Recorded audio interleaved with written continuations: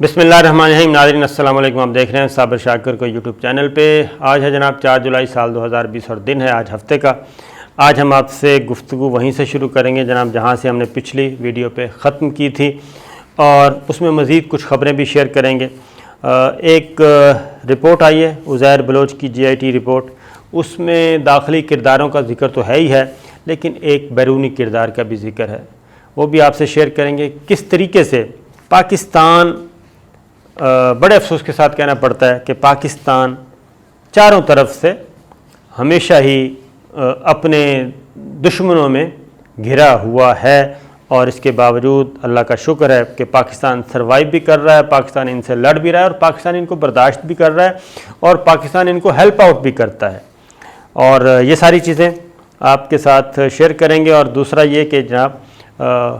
ایک Pakistan national security council کا اجلاس ہوا تھا، اس میں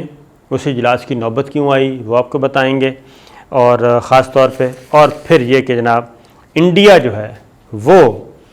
چائنا اور انڈیا جو ٹسل چل رہی ہے، اس میں اب پاکستان بھی کھلا کے آ گیا ہے اور امریکہ بھی آ چکا ہے، تو اس میں اب انڈیا جو ہے وہ، میں نے پچھلی ویڈیو میں وہ خبر، ویڈیو لمبی ہو گئی تھی، رہ گئی تھی کہ پھنسا ہوا ہے۔ وہ ساس کو مناتا ہے تو بہو ناراض ہو جاتی ہے، بہو کو مناتا ہے تو ساس ناراض ہو جاتی ہے،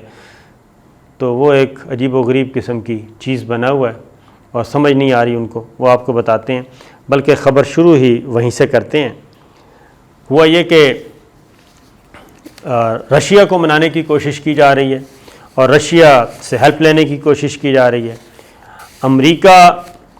انڈیا کہتا ہے امریکہ کو کہ جناب آپ چائنا کے خلاف ہماری کھل کر سپورٹ کریں، کھل کر مدد کریں، ہمیں اسلحہ وسلح دیں، ذرا تڑیاں چھڑیاں لگائیں چائنا کو، اور ہمیں جدید ترین اسلحہ ہمیں چاہیے۔ لیکن آپ کو پتہ ہے امریکہ اور پاکستان کا تجربہ امریکہ کے معاملے میں بہت زیادہ ہے، تقریباً 70 سال سے تجربہ ہے، اور امریکہ اور پاکستان کے جو تعلقات ہیں وہ سوتنوں والے رہے ہیں، اور کبھی بھی وہ اعلیٰ نسل کے تعلقات نہیں رہے، بلکہ مفادات اور ضرورت، جہاں امریکہ کو ضرورت پڑتی ہے تو وہ نچھاور ہو جاتا ہے، جہاں پاکستان کو ضرورت پڑتی ہے تو پاکستان بھی پھر اسی طریقے سے کھیلتا ہے، تو اس طرح کے تعلقات ہیں۔ اور امریکہ اس معاملے میں بالکل جناب طوطا چشم ملک ہے، دنیا کا اگر آپ کہیں کہ واحد اگر کوئی طوطا چشم ملک ہے تو وہ امریکہ ہے، انڈیا کے بعد۔ انڈیا اور امریکہ یہ ایک دوسرے کے برابر ہم پلہ طوطا چشم ہے، ان کے ہاں کوئی دوستی ووستی نہیں ہے، کوئی ریلیشن شپ نہیں ہے، کوئی تعلق نہیں ہے، بس یہ ہے کہ ٹیشو پیپر کی طرح جس کو دل کیا استعمال کرنا ہے، اور یہ دونوں کا، امریکہ کا بھی اور انڈیا کا، اب دونوں یہ ایک دوسرے کو جو استعمال کرتے رہے، اب دونوں ہم مزاج ملک ہیں، انڈیا اور امریکہ، وہ دونوں کو ایک دوسرے کی ضرورت پڑی ہوئی ہے، تو دونوں ہی ایک دوسرے کی مدد نہیں کر رہے۔ امریکہ کہتا ہے کہ آپ 100% ہمارے کیمپ میں آ جائیں، ادھر انڈیا کے اندر پریشر ہے، اور انڈیا امریکہ کو کہتا ہے کہ جناب آپ ہماری کھل کر حمایت کریں، تو یہ ٹسل چل رہی ہے۔ اور چونکہ امریکہ تگڑا تھا اور اس کی وہ ریلیونس اسی کی تھی، رشیا کی کوئی تھی نہیں، تو انڈیا جو ہے وہ رشیا سے دور ہوتا گیا۔ لیکن یہ جو چائنا نے ٹکا کے ٹیکے لگائے ہیں، اس کے بعد یہ ہوا کہ ضرورت پڑ گئی، وہ کہتے ہیں پنجابی میں، تو وہ ضرورت پڑ گئی، اور ضرورت پڑنے کے بعد اب ان کو خیال آیا کہ نہیں، رشیا جو ہے وہ بہت امپورٹنٹ ملک ہے، اس کو یک لخت ضائع نہیں کرنا چاہیے۔ تو یہ جب ضرورت پڑی تو جناب یہ معاملہ یہاں تک پہنچا کہ ایگریمنٹ تھے ڈیفنس ریلیٹڈ، ڈیفنس کوآپریشن کے، رشیا اور انڈیا کے، اور جب انڈیا کو سمجھ آ رہی تھی کہ انڈیا سمجھ رہا تھا کہ امریکہ اس کے ساتھ ہے، لہٰذا اس نے کو پارشل پیمنٹس کر دیں، اور باقی MiG-21 طیارے تھے اور یہ خریدنے تھے، روسی لڑاکا طیارے جو ہیں، اور کوئی ہیلی کاپٹر خریدنے تھے، تو وہ ڈیفر کر دیا پارشل پیمنٹ کر کے۔ اور اس کے بعد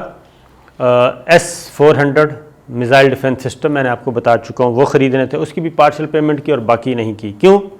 وہ اس لیے کہ امریکہ بہادر سرکار نے اس وقت انڈیا سے کہا کہ رشیا کو کسی قسم کا کوئی فائدہ نہیں دینا اور اس سے ڈیفنس کوآپریشن ختم کریں اور اس سے کوئی اسلحہ نہیں خریدنا، کیونکہ ظاہر ہے بلینز ڈالرز کی یہ ڈیلیں ہوتی ہیں۔ تو امریکہ اس وقت رشیا کو ٹیکہ لگوانا چاہ رہا تھا، انڈیا نے حامی بھر لی اور پارشل پیمنٹ دینے کے بعد صرف یہ کہا کہ جی ہمیں میزائل ڈیفنس سسٹم دیں اور ہم آپ کے ہیلی کاپٹر اور MiG 21 یہ والے ہم نہیں لیں گے۔ لیکن رشیا کا یہ تھا کہ آپ کو سب کچھ لینا پڑے گا اور پوری ڈیل جو طے ہوئی ہے وہی لینی پڑے گی، ادروائز نہیں۔ خیر وہ رک گیا تھا۔ اب جناب اس کو ضرورت پڑی ہے، راجناتھ ہو کے آئے ہیں، 3 دن منت اللہ کر کے آئے ہیں، آپ کو بتا چکا ہوں میں۔ تو واپس آ کے پھر انہوں نے کہا ہے کہ جناب جب تک ہم وہ اسلحہ نہیں خریدیں گے، پیمنٹس نہیں کریں گے، تب تک یہ بات نہیں بننے والی۔ لہٰذا واپس آئے اور انہوں نے اب دوبارہ وہ منظوری حاصل کی ہے جناب اپنی گورنمنٹ سے، راجناتھ نے، اور اب بھارتی حکومت 33 لڑاکا طیاروں کی خریداری، 59 طیاروں کو اپ گریڈ کرنے کی انہوں نے منظوری دے دی ہے جناب۔ اور اسی کے ساتھ ساتھ یہ بھی ہے کہ یہ رائٹرز کی خبر ہے، انہوں نے کہا جی کہ 21 MiG اور 21 MiG 29 اور 1 درجن جو ہے وہ Su-30 جیٹ طیاروں کی منظوری دی ہے، اور ساتھ یہ $2 ارب 43 کروڑ کی ڈیل بنتی ہے جی۔ تو باقی جبکہ 59 جو دیگر MiG 29 ہیں ان کو وہ اپ گریڈ کرنے کے لیے بھی کی منظوری دی گئی ہے۔ تو یہ ساری چیزیں انڈیا نے کر دیں، لیکن جب یہ کر رہے تھے فوراً واشنگٹن سے ایک سٹیٹمنٹ آتا ہے اور انڈیا کو پھر وارن کیا گیا ہے کہ جناب آپ رشیا کے ساتھ کسی قسم کا ڈیفنس کوآپریشن نہیں کریں گے۔ تو اب امریکہ انڈیا جو ہے اب وہ 2 شوہروں میں پھنسا ہوا ہے، ایک طرف امریکہ ہے اور دوسری طرف رشیا ہے۔ رشیا کے نکاح میں آتا ہے تو امریکہ ناراض، امریکہ کے نکاح میں آتا ہے تو رشیا ناراض۔ تو لیکن ظاہر ہے اب اسلحہ بھی خریدنا ہے اور روس کو بھی بیلنس کرنے کی کوشش کرنی ہے، ورنہ یہاں پہ روس، چائنا، پاکستان، ایران، آپ خود سوچ لیں کہ معاملہ انڈیا کے لیے کتنا مشکل ہوگا۔ لیکن جناب یہ تو پچھلی خبر تھی، اب آتے ہیں پاکستان نے سارے خطرات کو بھانپا ہے۔ چائنا کے وزیر خارجہ سے بات ہو گئی شاہ محمود قریشی صاحب کی، اور چائنا اور پاکستان اس وقت بہت آپس میں کیا کہنا چاہیے، پہلے بھی تھے لیکن اس وقت بہت زیادہ، آنے والے 2-3 سال بڑے امپورٹنٹ ہیں۔ اس لیے چائنا اور پاکستان جناب بھرپور طریقے سے یہ اگلے 3 سال وہ کہتے ہیں پھونک پھونک کے قدم رکھیں گے۔ تو کل اجلاس ہوا وزیر اعظم کی زیر صدارت اور نیشنل سیکورٹی کونسل کا، اور اس میں chairman joint chief of staff committee general Nadeem Raza, army chief general Qamar Javed Bajwa, air chief Mujahid Anwar, اور جناب نیول چیف عباسی صاحب، اور جناب DGISI جنرل فیض حمید، سب شریک تھے، اور وزیر اعظم بھی ظاہر ہے انہی کی صدارت میں ہوا۔ تو 2-3 چیزیں، ایک تو داخلی طور پہ میسج جو یہ کہا جا رہا تھا کہ جناب بس -1 ہونے جا رہا ہے، ایک تو وہ میسج چلا گیا کہ ایسے حالات نہیں ہیں۔ دوسرا یہ 1 پوائنٹ ایجنڈا یہ تھا جناب کہ جو اس وقت انڈیا اور اس کے پیچھے امریکہ جو یہ سارا کھیل کھیل رہے ہیں گلگت بلتستان کو میدان جنگ بنانے کا، اور یہ خاص طور پہ سکردو کا ذکر کرنا انڈین گورنمنٹ کی طرف سے کہ سکردو میں طیارے اڑے ہیں اور ایئر سپیس استعمال ہو رہی ہے، تو وہ ایک تھا۔ پھر نریندر مودی کا لداخ میں آنا اور بتانا کہ جناب اگلے مورچوں کا وزٹ، تو یہ ساری چیزیں آپس میں انٹر لنک ہیں۔ تو وہ کھچڑی جو پک رہی ہے ادھر، جو ایک مذموم منصوبہ بندی کی جا رہی ہے پاکستان اور چائنا کو گھیرنے کے لیے، اور جنگ میں دھکیلنے کے لیے، اس کے پس منظر میں یہ اجلاس تھا۔ اور اسی سلسلے میں شاہ محمود قریشی صاحب کا چینی کے وزیر خارجہ اپنے ہم منصب کے ساتھ رابطہ ہوا تھا، وہ اور اسلام آباد میں ماشاءاللہ ایک اچھی ایکٹیویٹیز ہو رہی ہیں، اور ایک دوسرے کو، اور خاص طور پہ سٹاک ایکسچینج، میں بار بار جو ذکر کرتا ہوں، سٹاک ایکسچینج پہ جو حملہ ہوا، اس کے بعد تو یہ بات کھل کر سامنے آ گئی ہے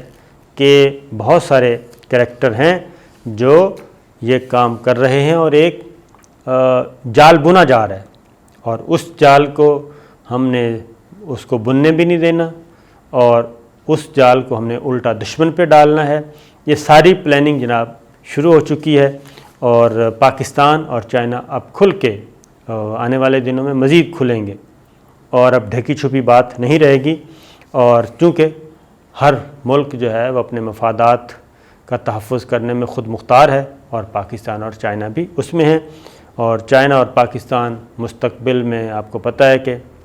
یہ جو نیا ایک کھیل کھیلنے کی کوشش کی جا رہی ہے، اس کو وہ مزاحمت کر رہے ہیں۔ ایک بات، اب ایک اور چیز آپ سے میں نے کہا تھا کہ پاکستان کے جناب جو دوست ممالک بھی، پاکستان نے ہمیشہ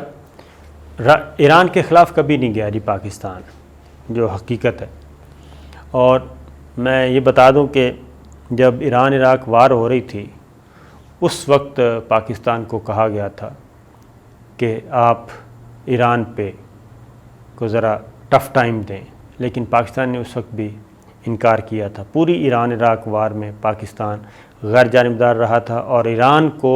پاکستان کی طرف سے ایک لمحے کے لیے بھی کوئی گرم ہوا نہیں گئی تھی۔ اسی طریقے سے یمن کے معاملے میں بھی سعودی عرب کی طرف سے بہت پریشر تھا، لیکن پاکستان نے کوئی ایسا اقدام نہیں کیا۔ سعودی عرب کے ساتھ پاکستان کے بہت لازوال تعلقات ہیں، تاریخی، بہت ہی تاریخی، اور ایک دوسرے کے بہت زیادہ احسانات بھی ہیں، لیکن پاکستان نے پھر ایران کے خلاف کوئی ایسا قدم نہیں اٹھایا، اور پاکستان نے کہا کہ دونوں کو قریب لاتے ہیں۔ لیکن اور بھی بہت ساری مثالیں ہیں، لیکن یہ عزیر بلوچ، ایک تو کلبھوشن یادیو پکڑا گیا، اور اس نے جب بتایا کہ جی وہ تو چاہ بہار میں اپنا سارا اس کا سیٹ اپ تھا، اور وہاں سے بیٹھ کے سارا آپریٹ کرتا تھا، اور وہیں سے ہی بندے بھیجتا تھا، ٹرینڈ کرتا تھا، جو بھی، وہ ایک تکلیف دہ عمل تھا پاکستان کے لیے۔ اور اب یہ عزیر بلوچ کی رپورٹ آئی ہے۔ عزیر بلوچ بھی آپ کو پتہ ہے کہ یہ خیر جی آئی ٹی میں تو کہا گیا کہ وہ یہ پاکستان سے اس کو گرفتار کیا، وہ پاکستان سے گرفتار نہیں ہوا تھا۔ حقیقت یہ ہے وہ یو اے ای میں اس کو اریسٹ کیا گیا تھا،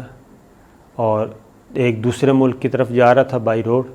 اور اس کے پاس ایران کا پاسپورٹ تھا، ایرانی پاسپورٹ۔ اور اب جو چیزیں سامنے آئی ہیں وہ یہ ہے کہ اس نے جی آئی ٹی کے سامنے یہ بھی اعتراف کیا کہ جناب وہ فرار ہو کے ایران گیا تھا، اور وہاں سے پاسپورٹ اور ایران کا آئی ڈی کارڈ حاصل کیا، اور وہاں پہ اس نے کہا کہ جی خالہ تھی اس کی کوئی پاسپورٹ بنوانے میں، اس نے مدد کی تھی، اور ایک حاجی نثار ایک کریکٹر آیا ہے وہ بھی ایران میں تھا، اور اس نے ایرانی انٹیلیجنس سے ملاقات کروائی، اور ایرانی انٹیلیجنس کیا کہتی تھی جی کہ پاکستانی سیکورٹی فورسز سے متعلق معلومات مانگتی رہی۔ تو یہ چیزیں ہیں، اور اس کے بعد یہ اس کو یو اے کی گورنمنٹ کے مدد سے، کیونکہ یہ پیچھے تھے ہماری انٹیلیجنس ایجنسیز، اس کو ٹریس کیا تھا، اس کے پاس سے ایرانی پاسپورٹ ملا تھا، ایرانی پاسپورٹ پہ وہ سفر کر رہا تھا۔ تو یہ عزیر بلوچ کی کہانی ہے۔ باقی داخلی کریکٹر اور ہیں، کوئی 200 لوگ اس نے قتل کیے اور کیا کیا، لیکن یہ ایک تکلیف دہ چیز تھی۔ تو پاکستان ہمیشہ اچھا کرتا ہے، اور پاکستان جن کو دوست سمجھتا ہے وہ بھی پاکستان کے ساتھ اچھا نہیں کرتے۔ تو یہ ایک چیز ہے جناب۔ تو ہم تو یہی کہیں گے برادر اسلامی ملکوں سے کہ وہ کوئی تھوڑا سا شرم حیا کرنا چاہیے ان کو، اور کم از کم آپس میں ہمسائے بھی ہیں اور ایک دوسرے کو لک آفٹر بھی کرتے ہیں، تو اس طرح کا نہیں ہونا چاہیے۔ تو یہ تھا، میں نے کہا آپ سے خبریں شیئر کر لوں جناب۔ اگلی ویڈیو میں انشاءاللہ پھر حاضر ہوں گے۔ اجازت دیجیے، اللہ حافظ۔